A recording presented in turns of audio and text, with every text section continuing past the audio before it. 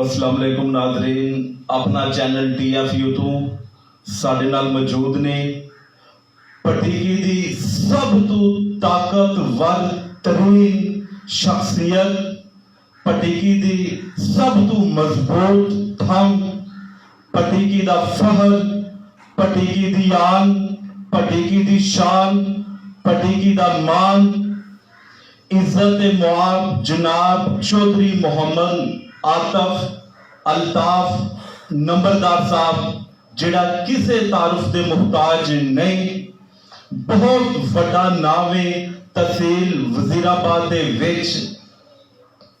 تے انہاں دے بارے چ میں تھوڑا جہا تو ناظرین ٹی ایف یو چینل نو دس دیواں کہ انہاں دا جڑا اثر رسوخ ہے صرف تھانہ صدر یا تھانہ سٹی دی حد تک نہیں، پورے پنجاب دے وچ ہر جگہ تے ہر تھانے تے اپنے کام فون تے لے لیندے نے تے صرف غریب لوگاں دی مدد کردے نے تے صرف جائز کام غریباں دے کرواندے نے تے ہمیشہ حق دے نال ٹردے نے۔ تے اس تو علاوہ میں ناظرین نو دساں کہ جڑے یورپ دے وچ نے، پاویں اٹلی ہے، پاویں سپین ہے، پاویں دبئی ہے، کوئی بھی لڑکا بھی جڑا علاقے دا ہے جو او بھی اوتھوں کال کر دے کہ آتف صاحب میں اتھے بیاروں مددگار ہے، کاغذ نہیں بنے، کام یہ نہیں لبا، تے انہاں دا ماشاءاللہ انہاں کو تعلق ہے کہ اوتھے پوچھتے نے کہ یار کیڑی جگہ تے تو کھلوتے ہیں، تے اوتھے بھی ادھے گھنٹے دے وچ وچ اونوں کوئی نہ کوئی بندہ آ کے $1000 $1500 دے دیندا ہے۔ اتنا زیادہ انہاں دا تعلقات، اتنی زیادہ سلام دعا وے۔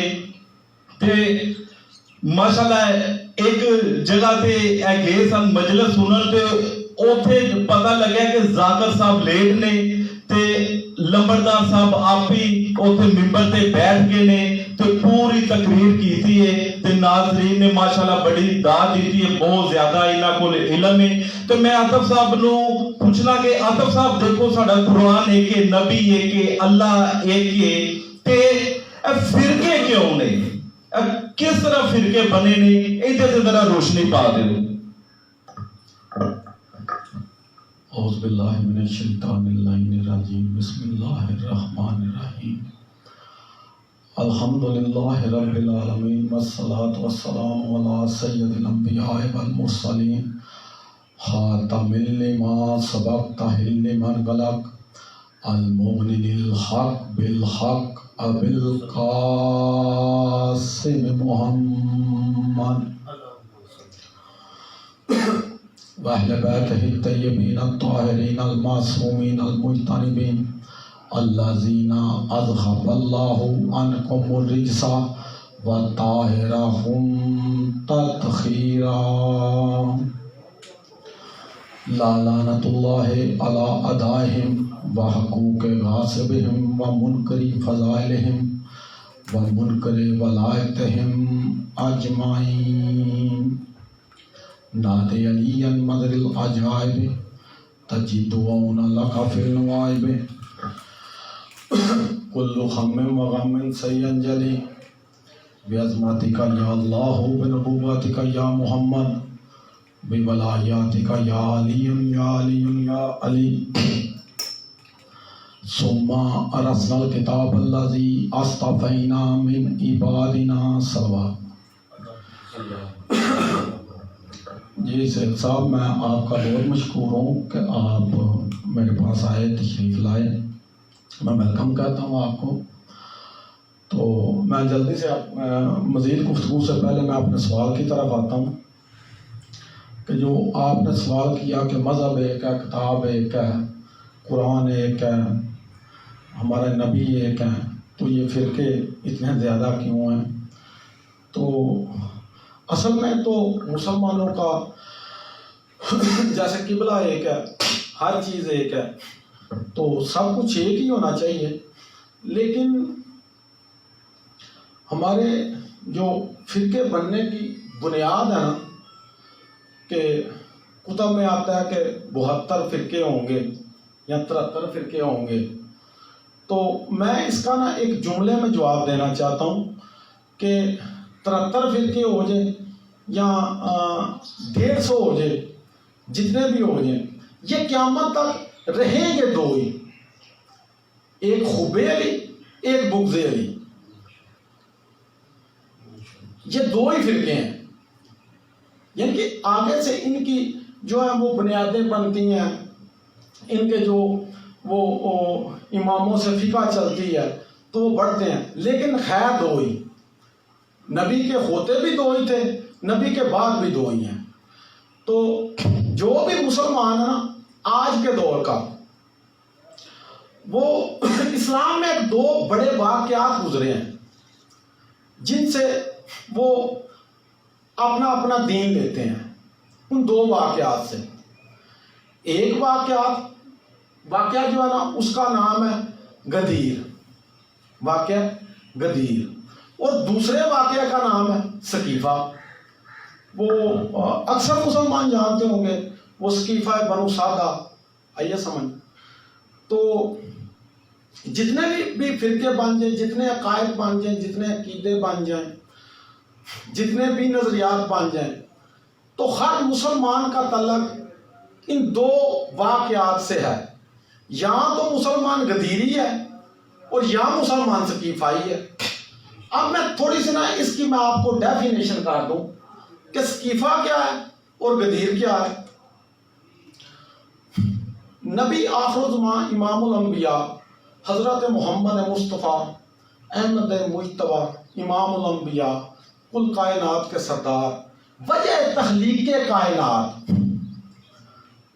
کوئی بھی نبی جب اپنی عبادت کرتا تھا نا، تو جب اس نے اللہ کی طرف رجوع کرنا، 1,23,999 نبی جو ہیں، تو جب انہوں نے اللہ کی بارگاہ میں رجوع کرنا تو ادھر سے آواز آنی کہ اور عبادت کرو، ابھی تیری عبادت میں کمی ہے، اور عبادت کرو.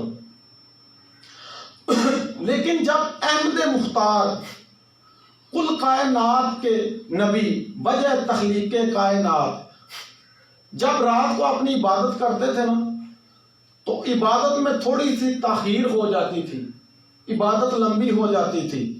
تو اسی وقت شرمائے ہوئے لہجے میں آیتیں آ جاتی تھی قرآن کی، قم اللیل الا قلیلا، اے میرا نبی اس عبادت کو کم کر دیجئے، نصفہ، آدھا کر دیجئے. لیکن وہی محمد مصطفیٰ صلی اللہ علیہ وآلہ وسلم انہوں نے جب اپنا آخری حج مکمل کیا تو حج سے واپسی پہ آئے ہیں، تو اسی امام الانبیاء پہ جس کی عبادت میں تخیر ہو تو اوپر سے آیتیں آ جاتی ہیں. اس نبی کو ایمرجنسی نافذ ہو گئی اللہ کی طرف سے، کہ اللہ کہتے ہیں کہ اے میرے پیارے رسول، اگر تم نے میرا یہ کام نہ کیا تو میری رسالت کا کوئی بھی کام نہیں کیا. یعنی کہ ایک ایمرجنسی لگا دی. تو نبی نے آخری حج کے بعد غدیر کا مقام آ گیا، دوپہر کا وقت تھا، 1.25 حاجیوں کا مجمع تھا. اب میں مکتبہ فکر سے پوچھتا ہوں کہ اس وقت دین میں کون سی چیز نہیں تھی جس کی وجہ سے یہ ایمرجنسی لگی. نمازیں آ چکی تھیں، روزے مسلمان رکھتے تھے، زکوٰۃ و خمس دیتے تھے، حج وہ تھا جو نبی کر کے آ رہے تھے. کون سی دین میں چیز کم تھی جس کی وجہ سے امام الانبیاء کو ایمرجنسی لگانی پڑی؟ وہ سب نے واقعہ سنا کہ اونٹوں کے پلانے اتروائے بعض صحابہ کرام رضوان اللہ اجمعین کے، اور ادھر اعلان کیا کہ من کنت مولا ہوں فہذا علی مولا، کہ جس کا میں مولا اس کا یہ علی مولا. آئیے سمجھ. تو اسی اسی وقت قرآن کی آیت آ گئی کہ الیوم اکملت لکم دینکم ولی دین، کہ آج کے دن دین مکمل ہو گیا۔ اس کا مطلب ہے کہ اس سے پہلے دین اکمل نہیں تھا۔ علی کا اعلان کرنے کے بعد دین مکمل ہو گیا، یہ غدیر ہے۔ اور ادھر غدیر میں ہر ایک نے بخل بخل کی مبارکیں دیں اور علی کی ولایت کو ماننا۔ اس دن سے ولایت علی کا اقرار شروع ہو گیا۔ یہ غدیر ہے۔ اب مسلمان غدیر کو مانتے ہیں، جو مسلمان غدیری ہیں وہ غدیر کو مانتے ہیں، وہ علی اللہ علیہ ہیں۔ تو دوسرا جو موضوع ہے وہ سقیفہ ہے، وہ ایک بنو سادہ کا مقام ہے۔ عربی میں چھت کو صف بولتے ہیں۔ تو جو چھپرا ہوتا ہے نا کسی بھی چیز کا، جیسے ٹارا بول لیں، چھپرا، اسے سقیفہ بولا جاتا ہے۔ تو مدینے کے باہر ایک مقام تھا سقیفہ بنو سادہ۔ اس جگہ پہ بعض راوی روایت کرتے ہیں کہ رات کو چور آ کے نا تو جو مال لوٹا ہوا تھا اس کی تقسیم آپس میں کرتے تھے، ٹھیک ہے۔ تو دوسرا دین جو ہے وہ سقیفہ سے لیا جاتا ہے۔ تو اب یہ آپ ون نکال لیں کہ دین سقیفہ سے لینا چاہیے یا غدیر سے لینا چاہیے۔ غدیر میں 1.25 لاکھ حاجی یعنی کہ صحابی موجود ہیں، امام الانبیاء خود موجود ہیں، امام علی موجود ہیں، کوئی ایسا نہیں جو نہیں۔ اور سقیفہ میں چند 100 آدمی ہیں۔ کچھ تو تاریخ بتاتی ہے کہ جیسے ادھر کسی کا جلسہ ہو مینار پاکستان تو مزدوروں کو پکڑ کے لے جاتے ہیں۔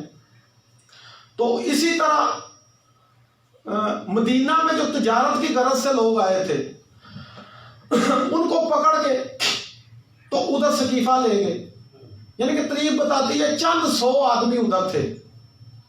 اب کچھ لوگ وہ سقیفہ سے اپنا دین لیتے ہیں اور بعض لوگ جو غدیر سے اپنا دین لیتے ہیں وہ علی والے ہیں، دوسرے جو ہیں وہ سقیفے والے ہیں۔ اب سقیفہ والے جو ہیں وہ پاک رسول کے بعد کا واقعہ ہے، غدیر جو ہے وہ نبی کے ہوتے ہوئے کا واقعہ ہے۔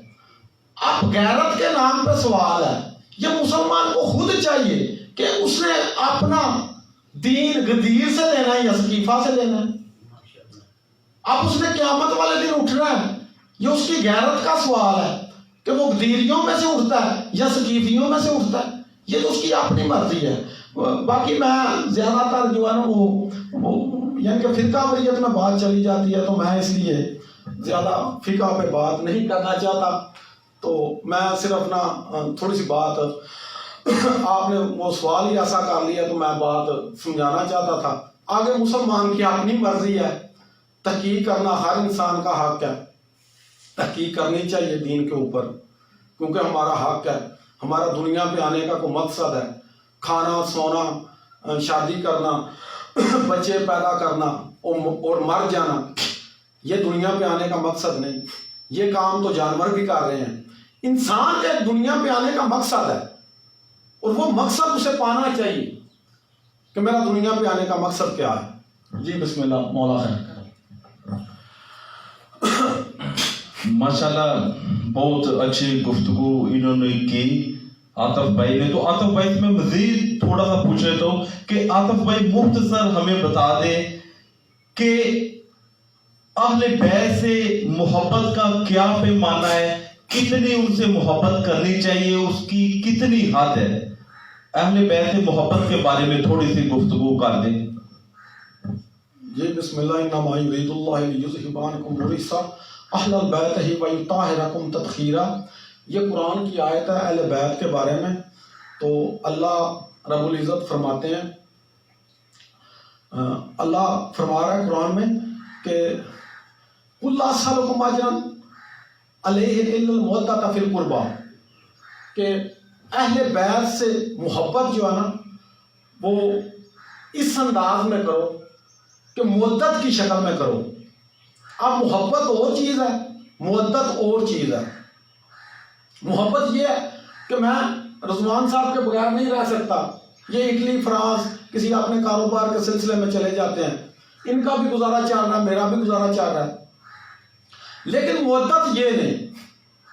مودت یہ ہے کہ میں مثال دیتا ہوں، جیسے کہ علماء کرام بھی دیتے ہیں کہ مچھلی کی پانی سے مودت ہے، کہ پانی سے مچھلی کو باہر نکال لیں تو مر جاتی ہے.